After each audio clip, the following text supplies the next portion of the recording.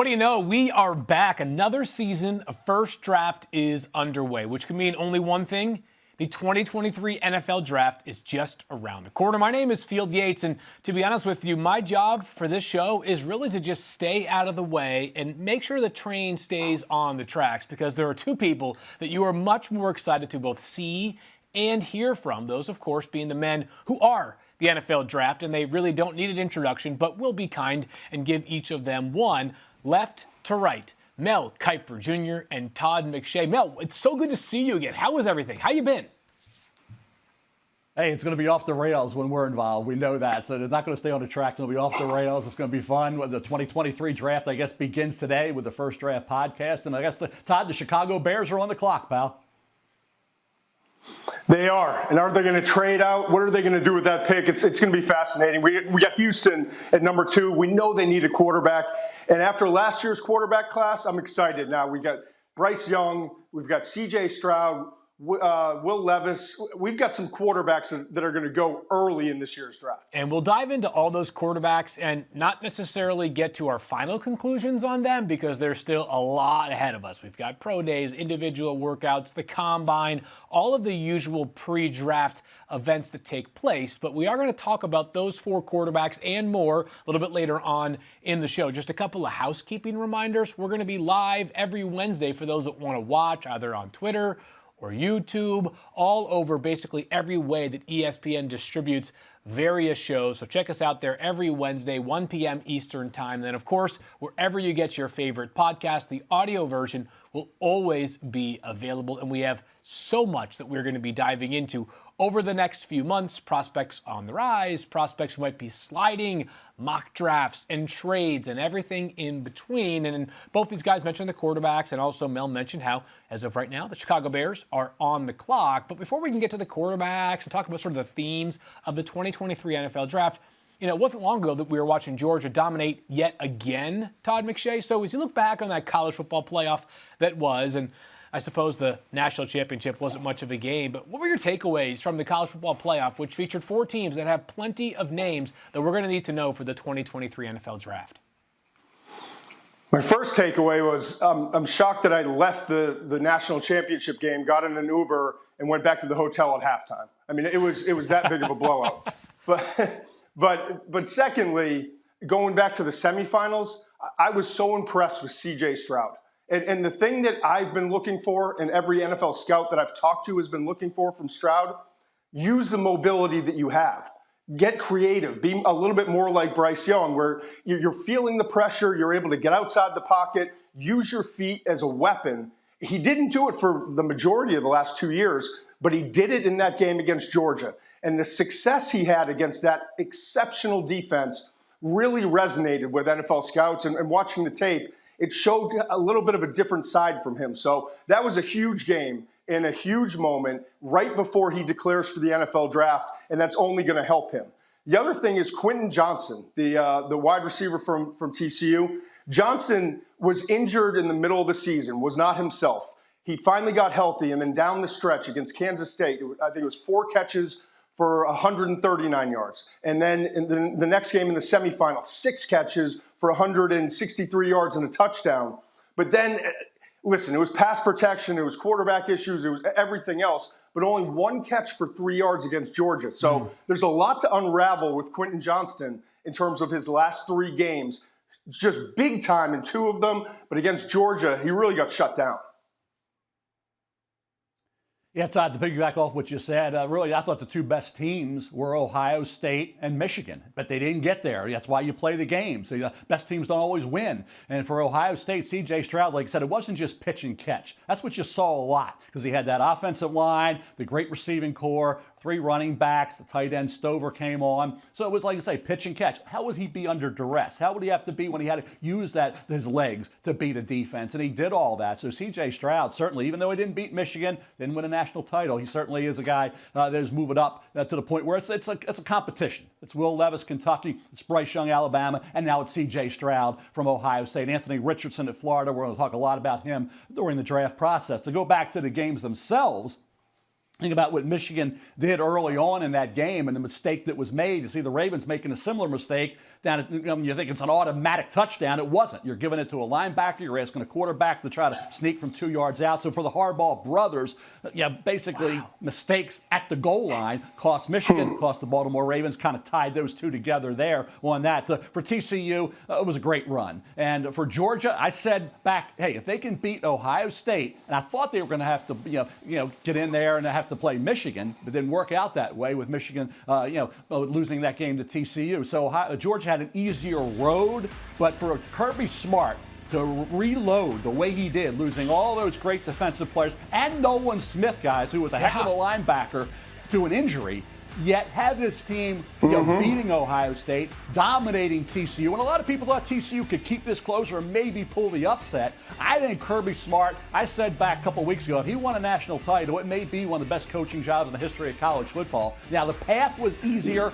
I don't think they should have beaten. If Marvin Harrison Jr. stays healthy that whole game, doesn't get hurt, they had similar luck last year, or good fortune when Jamison Williams was hurt in the national championship game where Alabama beats Georgia. I think Ohio State beats Georgia if Harrison's on the field the whole game. That didn't happen. So a lot of intrigue in the playoffs. Great semifinals and a terrible final because Georgia was that dominant. And the crazy part about Georgia was they just set the record a year ago for most players ever taken in a draft. Talk about reloading. That is the ultimate example of reloading. And oh, by the way, they are the consensus favorites to win the college football championship next year as well. Obviously, no team had won back-to-back national championships in the college football playoff era. Georgia looking to make it 3 in a row. So as we've gotten the college football playoff accounted for, as we take a big step back, and these are the kind of things that are subject to change. But if someone walked up to either of you on the streets, which I'm sure happens frequently in your different places that you live, and says, hey, I can't wait for the 2023 NFL draft. Mel, what would you say are sort of the themes? What would you, like if I were to say fill in the blank, the 2023 NFL draft will be defined by what? It's the quarterbacks. There's no other way to go. And, Bryce Young from Alabama, the great processor, much accuracy throwing the football, that magical way he goes about his business as that true point guard, drawing comparisons to Steph Curry. So with the way he goes about his business. But the size, and we talk about outliers, and we talk about Russell Wilson, what he did as a third-round pick for, say, a Kyler Murray who went #1 overall, with the height not being a factor any longer. Well, we're not worrying about 5'11". What we're worrying about with Bryce Young is about 180, 185. That size, that stature or lack of, can he hold up physically in the NFL? So I think that's going to be something we'll debate through the process. Will Levis was banged up all year at Kentucky, just about all year, with foot, ankle, shoulder, all those issues. An offensive line that was horrific. A running back that wasn't there the first 4 games. A receiving core loss with Wandale Robinson to the NFL. Will Levis, to me, I think this is what's going to happen, Todd. Kind of the old guard is going to be, which I'm part of, Todd, is Will Levis. I know. And I've said that from back in September. Yep. I'm Will Levis. The analytics, the young guys and all that are going to be on Bryce Young. So I'm going to wait. I'm waiting this out, Todd. There's no rush to judgment here for me. Pro days, I've always said, are a waste of time. I think Bryce Young's pro day is going to be important just to see what he looks like on that field throwing the football. To say, hey, you're short, you're not small. Bryce Young is, 5'11", and he's only about 180, 185. That's going to be something that everybody's going to have to factor in because we've never had that for the NFL draft, a quarterback this size being talked about as maybe the #1 pick overall. Listen, I hear you. And I was in Tuscaloosa in October and covered his game against Mississippi State, and he said he's up to 196, and he plans to be over 200 by the pro day and the combine. He's a slender frame guy. I get it. Like, if you're going to talk about a negative with Bryce Young, it's his size. Can he hold up in the NFL? Is it going to be like Tua Tagovailoa, where you're always worried, is he going to be there at the end of the season? I get that. But this dude is special. Bryce Young is so different than any other quarterback I've seen. And listen, Will Levis, from his character, his toughness, his sturdy build, his mobility, his arm strength, he has everything that you look for as an old guard evaluator. As a new guard evaluator, and I know I'm 45, but I'm still the young guy in this equation, right? I see Tua as the next generation type of guy. He loves the game. He has such passion for it. He is such a great teammate. He's intelligent. He processes quickly. But the important thing with his game is the ability to feel pressure, understand where it's coming from, and to just deal with it. Steph Curry's perfect. I was sitting in the game day bus with Kirk Herbstreit, and we were talking about, like, he is Steph Curry of college football and will be in the NFL. Throw out the measurables. He's just going to find a way to avoid contact and always be able to create and make that play that most quarterbacks can't. That's why I have Bryce Young as the #1 quarterback. I've got Levis as #3. I have C.J. Stroud from Ohio State at #2, and Anthony Richardson, the most talented quarterback in the group, but the least prepared of all these quarterbacks, at #4. Okay, so by the way, for those that maybe are asking, hey, how could Bryce Young's size be a detriment to him going #1 overall when just a few years ago Kyler Murray went #1 overall? I think we all hear you. Kyler is not the tallest guy, but Tyler is thick, sort of a barrel-chested quarterback. And obviously his ACL injury this year, notwithstanding, has, for the most part, held up pretty well in the NFL because of his thicker stature and also the fact that he can evade much of the pressure that is bearing down on him. Certainly wishing for the best for Kyler Murray. New GM, by the way, in Arizona. First year we were talking about Monty Austinfort, #3 overall pick, currently headed to the Cards. Let's kind of look at pros and cons. I think we've already covered it for Bryce Young, but of these 4 quarterbacks, because it does feel like the theme of this draft after a class last year that was underwhelming at the quarterback spot is the quarterback. So I'll go to you first, Mel, on #2, who, at least according to Todd's ranking, C.J. Stroud. Let's go with Will Levis, because you love Will. So I'll let you make the case. What are the reasons you should love Will Levis, and what are the areas that currently are causes for concern?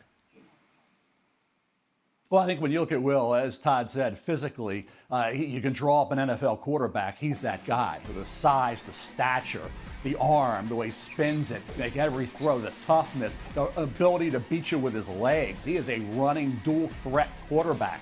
The fact that he dealt with adversity. It wasn't easy at Kentucky. It wasn't pitch and catch. He didn't have the elite offensive line this year. He had it as a junior, a good line. Remember, Fortner, the center, heck of a job in Jacksonville, right? Anchoring that line. He was the center at Kentucky. Kennard had been there, it seemed like, forever. That offensive line was outstanding when he was in 2022. 2023, terrible offensive line. No Wan'Dale Robinson, no Chris Rodriguez the first 4 games, and he was beat up. How he got on the field, I don't know. How he finished the year, I don't know. And he didn't play in the bowl game because he was beat up and he had to get ready for the NFL draft process. He was with that team.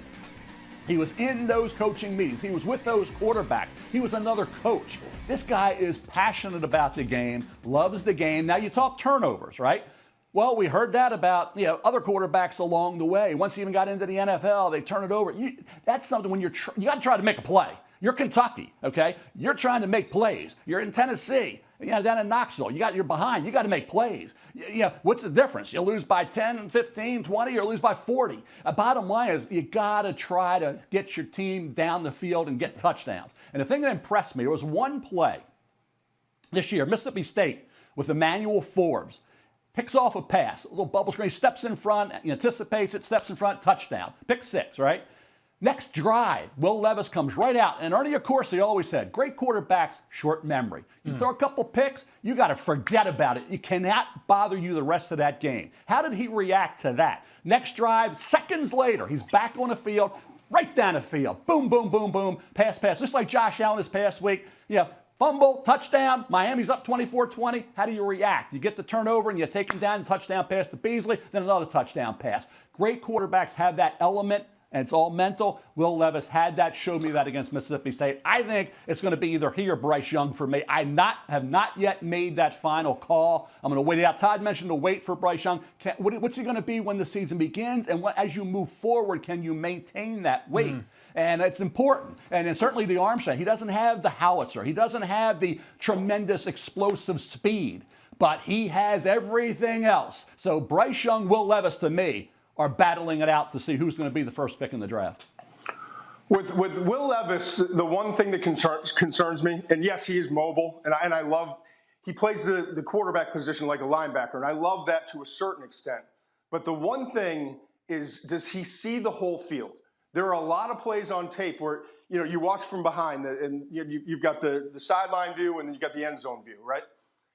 A lot of plays where you see his head dip down when pressure's coming. And it's great to have mobility, and you need it in today's NFL. But if you're not feeling pressure and you're not comfortable sliding if the pressure is coming from the inside or climbing when the pressure is coming from the outside, then the mobility kind of gets erased a little bit. And that part concerns me. And every scout I've talked to on the road, I did 2 games live with him. Every scout is saying, does he see it? Does he see the whole field? When he's stuck inside that pocket, when things start to collapse around him, what happens? And again, I don't want to make this a thing where I don't like Will Levis. I absolutely love him. I love his character. Everyone I've talked to in Kentucky, like, he's the mayor of Kentucky. He absolutely has the character, the toughness. He wants to be in every game, every play. But again, I talked to one general manager and said, I see a lot of Josh Allen in him. And 5 days later, I talked to another general manager who said, you know, I'm just worried that we're getting Carson Wentz, where the turnovers, because he doesn't see the whole field, and because he plays quarterback like a linebacker, is he going to stay healthy? And Anthony Richardson from Florida is the most polarizing quarterback in this class, but the second most polarizing player to me is Will Levis, just talking to people inside the league. Yeah, and I'm glad you mentioned the Josh Allen comparison, Todd, because I think it goes beyond some of the stuff that you guys have already mentioned, the size and the strong arm.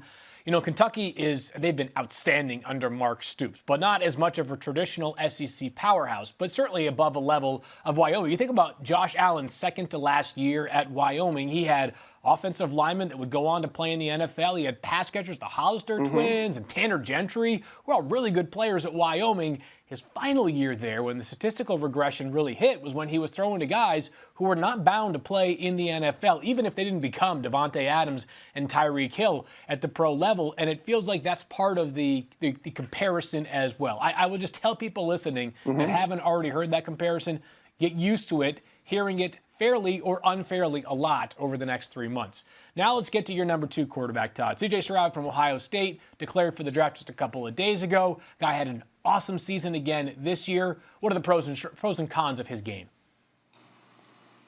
Well, the pros are that he layers the ball perfectly. I mean, he's had, first-round draft picks at wide receiver the last couple of years, and he certainly benefits from the fact that he's got guys around him that are going to play at a high level in the NFL. But the way he throws the ball from inside the pocket, short, intermediate, deep, it doesn't matter. The touch, the timing, the ball placement, it's exactly what you want to see. And sometimes it's so beautiful that if you put together a highlight reel of his best 10 passes, it's better than any other quarterback in this class. The knock on him has always been, why isn't he using his mobility? He's a good athlete, but when pressure comes, there seems to be a little bit of a panic. But then against Georgia, it was like someone got in his ear, maybe Ryan Day, the coaching staff, and said, listen, we need you to use those legs, to use the mobility that you have, if we're going to have any chance against a pass rush that's going to be on you all day. And he accepted the challenge. And that tape is going to be huge for C.J. Stroud, because everyone was kind of I talked to guys in the league all season long, on the road, going to games, talking to scouts, talking to general managers. Everyone said the same thing. He's got to be able to create more like Bryce Young creates. And he didn't. But he did against the best team they faced all year, the best team in the country in Georgia. And that kind of changes the narrative a little bit and say like, all right, now he can do it. And if we can push him to be a little bit more creative and innovative and mobile and create beyond the initial play, we have a special talent here. So I personally think it's Bryce Young, then C.J. Stroud, then you get into Will Levis and Anthony Richardson after that. Yeah, I think Stroud, to me, the Georgia game, I wouldn't say made him a lot of money, but I think it defined him as one of the elite quarterbacks when there were questions about, well, he's got the talent around him. Will Levis didn't. Okay, so I think from an NFL standpoint, you have to deal with adversity. It doesn't come easy in the National Football League. I think for Ohio State, the Northwestern game, the weather was ridiculous, so you throw that game out for C.J. Stroud. That's not even part of the evaluation process at all. I think this Georgia game, though, was huge. And to have that kind of pressure on hand, they were the underdog. They were 6.5-point underdog. And they went out there and they went toe-to-toe. They really should have won the football game. And he didn't have Marvin Harrison. And keep in mind, Jackson Smith and Jigba did nothing this year. Yep. So he didn't have one of his key weapons as well. We're talking about having Harrison, Ibuka, and Fleming and Stover, but he didn't have Jackson Smith and Jigma. Yet he still went out there and put up huge numbers and played consistent football all year. So for me, C.J. Stroud put himself in the discussion with Bryce Young and Will Levis. Now, we're acting like Levis is being pushed down. He's not.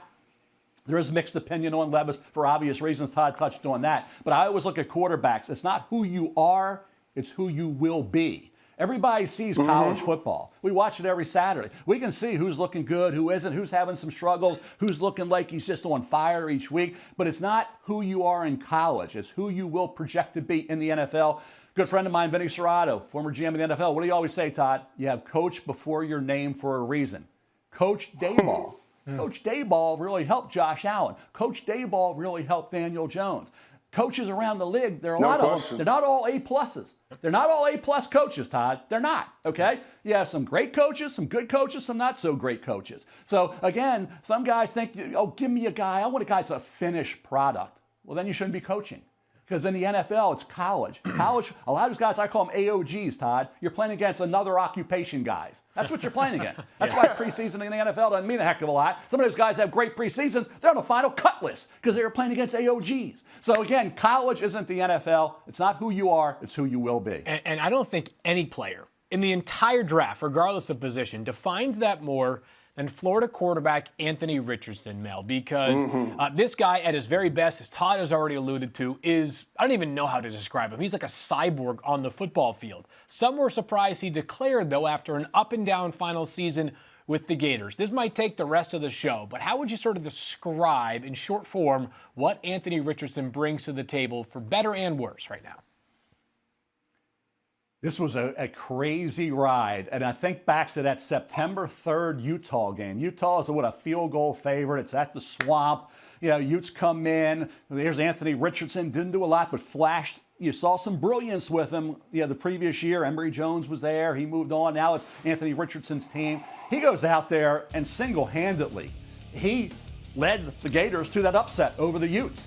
I mean, he was incredible. He had over 100 yards rushing. I believe he had 3 rushing touchdowns in that game. Completed, I believe, like 71%, 74% of his passes against that Utah defense. Everything he did turned to gold. I mean, it was amazing. That was like Anthony Richardson, first game out of the blocks. When you don't have preseason games in college football, Anthony Richardson was on fire from the start to the finish against Utah. A really good, well-coached football team, right?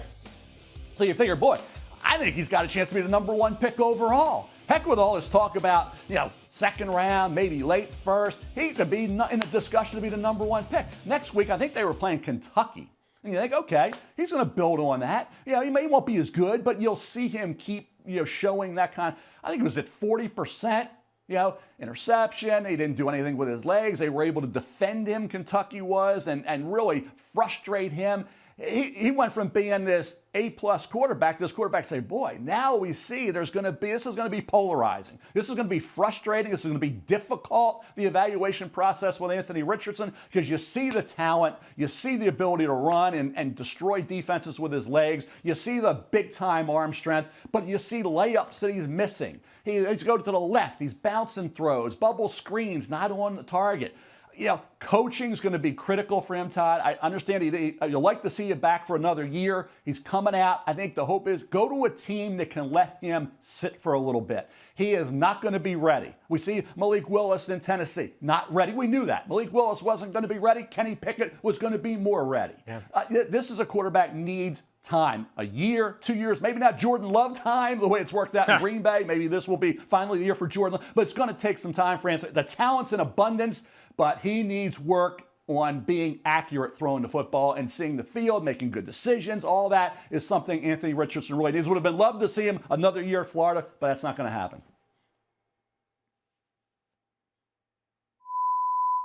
Game day, and every discussion was maybe he's the Heisman, maybe he's the number 1 overall pick. So I chose to go down to that game, Kentucky, Florida, and what I saw was a Mike Stoops defense that had a great game plan and a defense that bought into the game plan, gap discipline. They didn't allow him to run.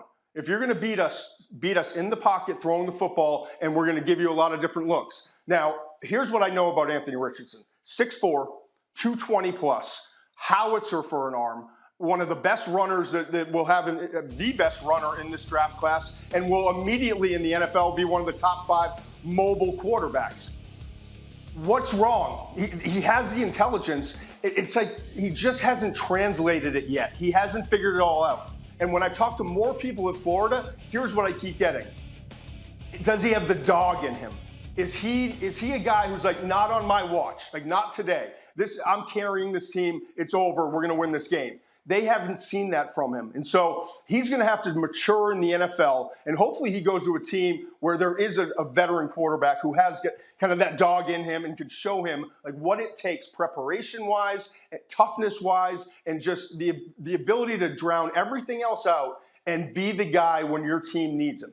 And that's really the question. I've talked to some teams, they have him at number 3. One team has him at number 3 ahead of Will Levis. I've talked to another team who has him as a second, third round grade. So he is the most polarizing player in this entire draft class. It's going to be fascinating to see. He's a great young man. Like I said, he's so intelligent.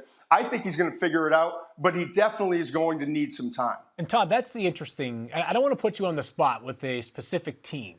But you look at the landscape for the NFL right now. Coaches are getting fired after 15 games. GMs are getting 1 or 2 years or 3 years. Like a GM or a head coach lasting 4+ years, not named like Belichick or Tomlin or Reed. That's like an eternity in the NFL now. So does Anthony Richardson sort of present a quandary if he is this kind of prospect? Like what team is capable of using maybe a late first-round pick? And not what team specifically, but like, are there really that many teams that can afford to do so? I mean, Brian Gutekunst has been one of the best GMs in the NFL since he took over in Green Bay. And all we ever talk about is the fact that he used a first-round pick on Jordan Love. Like, it becomes a stain on your resume. Are we in the climate where you can afford to take a first-round pick on a quarterback who might not play or give you the football you need from him for like 2 years maybe? I think absolutely, because the upside is you're getting a Josh Allen type.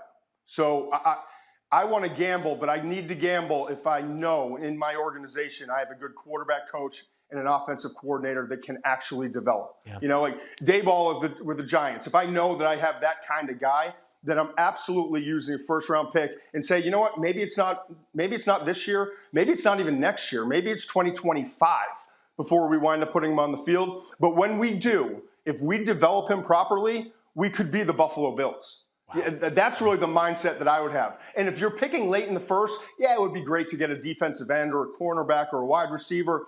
But if I'm looking at the future of the organization, I would absolutely use a late first-round pick if I thought I had the people in place to develop him properly. A lot of picks in the first round have already been traded, by the way. So there are some teams that are either higher on the board, like Seattle, a team that made the playoffs, or lower on the board, like Denver Broncos, who, of course, did not make the playoffs, but have a first-round pick via the 49ers, who could be in a different spot than a team that's normally picking 27th, 28th, or maybe even 31st overall. So quarterbacks, again, maybe the theme of the draft, really the theme of the draft this year. And we went through just 4 of them. We'll talk about plenty of others. Think about some of the quarterbacks that made a mark this season. Brock Purdy still doing things at a high level for the 49ers. Skylar Thompson started the playoff game. Bailey Zappi, a first-draft favorite last year, who was really good when he was called upon to fill in for Mac Jones for a few games for the Patriots. One thing we haven't talked about yet, though, and I would offer as a potential theme, Mel, is after the past couple of years, we've had wide receiver-rich drafts. It doesn't feel like right now, and you can certainly tell me I'm wrong, like we have the same number of marquee wideouts at the top of the board this year as we have over the past couple. Yeah, it's going to be fun to see how this plays out because I still believe in Jackson Smith-Njigba. I don't think you hold a year where he had a hamstring and didn't produce because of it. Wasn't even on field to produce. So the hamstring was there. End of the year, still bothered him. You can't risk that. You think about Jackson Smith-Njigba, the great year he had in 2021. What a year he had. I mean, he was awesome. I mean, this kid showed as a slot guy he could be phenomenal. And now, what do? How far does he fall in the first round? Where does he end up? Okay, Zay Flowers is a kid at Boston College. And Todd, I think we both like him. I love the kid. I mean, you talk about at BC, they had the quarterback injury. They had the offensive line injuries. You're a Boston guy, Todd. Zay Flowers could have left this program. Everybody's transferring, hitting the portal. He could have gone, Look at Jordan Addison, left Pitt to go to USC, right? Yeah. Zay Flowers stayed at Boston College, and unfortunately, let's say their quarterback injured, the offensive line injuries even began in August, right? And continued through the year.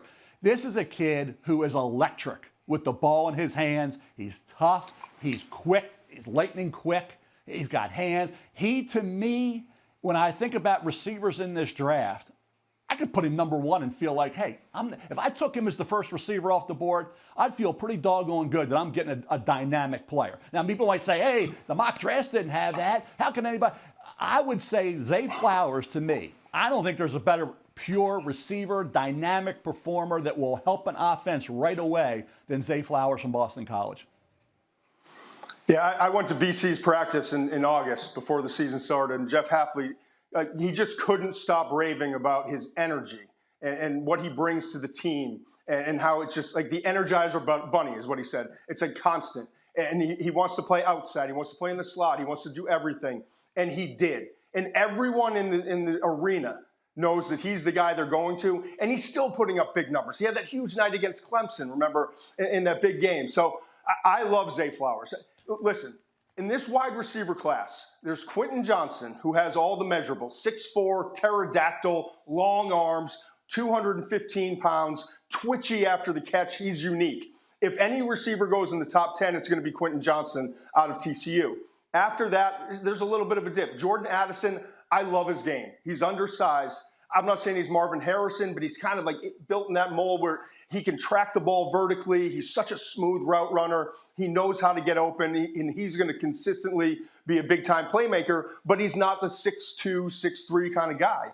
And then Zay Flowers, to me, is probably number 3 in terms of the wide receivers. And there are some other really good, talented wide receivers, too. But it's not, it's not the Jamar Chase class. It's not the classes that we've seen in recent years. But there is good talent, and there's a lot of depth when you get into the second and third rounds. Can't wait to dive into plenty more names. Go ahead, Mel. Sorry about that. Yeah, and really, Josh Downs at North Carolina. We got Drake May at quarterback. We're going to be talking a lot about Drake May, North Carolina, and Caleb Williams, USC, battling it out to be the number 1 pick in the draft in 2024. That's a story for another day. But Josh Downs, outstanding player. And I think when you look at Charlie Jones at Iowa, he was a return man. He had catches, but hey, he goes to Purdue and he shines. And Charlie Jones, they knew they had to contain him. Defenses knew what they had to do, and Charlie Jones will battle for the football. Contested grabs go his way. I want to see what he runs to the. That's a guy I want to see what Charlie Jones runs at the combine and how he tests out, because there's a kid productive as heck this year. How about Rasheed Rice, too, from SMU, Mel?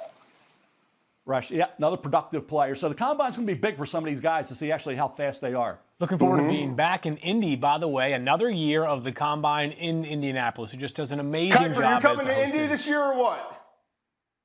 I'll be watching you, pal. All right, well, Todd and I will hold down the fort in Indy. Plenty of shrimp cocktail for us, of course. Always a must at St. Elmo's.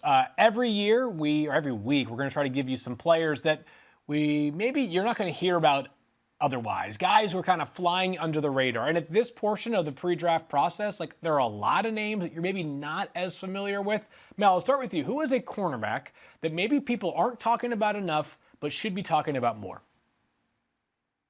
Hey, McShay, where do we put that fence around? Where do we put that fence? I like that fence around the Maryland Right around Maryland, baby. Right around Maryland. Hey, right around that College Park, Maryland, Baltimore. Hey, crab cakes and football. That's what we do here, pal. And I'll tell you what, I didn't know what was going to happen with DeAndre Banks. He was coming off a shoulder injury, kid from Baltimore, okay, high school in Baltimore. I didn't know. Okay, Bennett's there, the other corner, and here's Banks coming off the shoulder. He had played as a true freshman and looked good. And here's a kid with length, athletic ability, ball skills. That guy can break up passes. He's got anticipation. He's got awareness. And he's got fire and passion. Loves the game. Coaches love DeAndre Banks from Maryland. Here's a kid about 6'2", what about 205. We talk about length, athleticism, can do all that. Was only, a 3-star recruit coming out of it. But Deontay Banks is a kid who, when you watch him play this year, I was surprised. Deontay Banks had, 8 or 9 pass breakups a pick. Like I say, the length he has, I want to see Deontay Banks and how fast he is. There's talk he could be maybe 4.38 to 4.45 in that area. We'll see. I know he plays and his recovery ability shows that he can get it done at a high level. If he drops into the second round, he's going to be a steal. You can go to the bank on Deonte Banks. He will be a heck of a player, Todd. I think he's worthy of being in the top 25 overall. No, on the big board, that's where he is right now for me. I think you'll be on that bandwagon as we move forward, especially if he runs like some think he can. And I think the combine for Deonte Banks is going to be really important. Yeah, we have a lot of really good corners in this class, and we also have a lot of great pass rushers, 3-4 guys, 4-3 ends, guys that can play outside and reduce inside. And one player that I was intrigued to see if he was going to wind up in this year's draft class or go back to school was Lucas Van Ness from Iowa, defensive lineman. This guy, he's young. He's just learning, but he's 6'5", 275 pounds. The flashes are brilliant. It's so much fun to watch. 10.5 tackles for loss, 6 sacks this past season, and I think he's just scratching the surface. You look at how you're coached at Iowa, all these defensive linemen come in the league and they have great hand usage, and I think he has that, but I think he's going to continue to get better. The length that he has, the explosive burst, and the way he finishes is special to me. I think Lucas Van Ness, who watched Iowa football this year, right? I mean, they struggled all year. They couldn't score points. It was painful to watch. But Van Ness was the shining star on that defense for Iowa that kept them in every single game, it felt like. And I think he's going to be a top 20, top 25 pick because, listen, outside of quarterback, we've talked about quarterback, then pass rusher, then wide receiver. Those are the top 3 positions. If you can get a pass rusher who's going to continue to get better and you can develop him, I think Van Ness is a top 25 pick because of his upside and potential. Yeah, the defense with Phil Parker, Todd. I'm with you on Van Ness. I mean, you were right on it. You jumped in there, too quick for me. I think you were like 4 days ahead. Van Ness was impressive, and Jack Campbell was impressive. Finally. And there's a kid.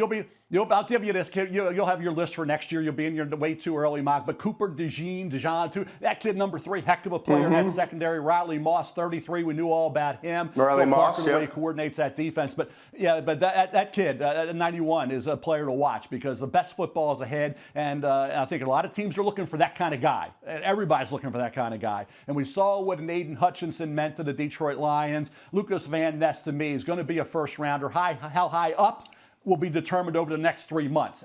I think you could see this kid climb maybe into that top 15. And by the way, we're seeing, I know that this show has always meant a lot to the two of you, and certainly me and everybody who I think is a loyal listener, but if you're kind of new to First Draft, think about just how transformational one draft class can be for a franchise. The Seattle Seahawks a year ago were in football purgatory, we thought. Now, they had arguably the best draft class in the entire NFL. They've got a lockdown cornerback in the 5th round. They've got 2 blue-chip tackles who are going to protect Geno Smith or whoever is the quarterback long-term in Seattle. Kenneth Walker was a quote-unquote reach, and all of a sudden he's maybe the rookie of the year on offense in the NFL. This stuff matters. Not every year there's going to be a draft class quite like that, but it's been one of the best in recent years, and there is nobody better than Mel and Todd to educate you on the names that could help your franchise be the one that has that transformational draft class for itself in 2023. I can't wait to be back next week. I don't have to wait 9 months to talk to you guys again. So this is awesome news. But for Mel and Todd, I'm Field. We're back next Wednesday again. Audio version out for anybody who wants to listen to the podcast that way. If you want to watch us, 1 p.m. Eastern time on Twitter, YouTube, and all of ESPN's digital channels. Gentlemen, I'll talk to you in a week. Thanks, bud.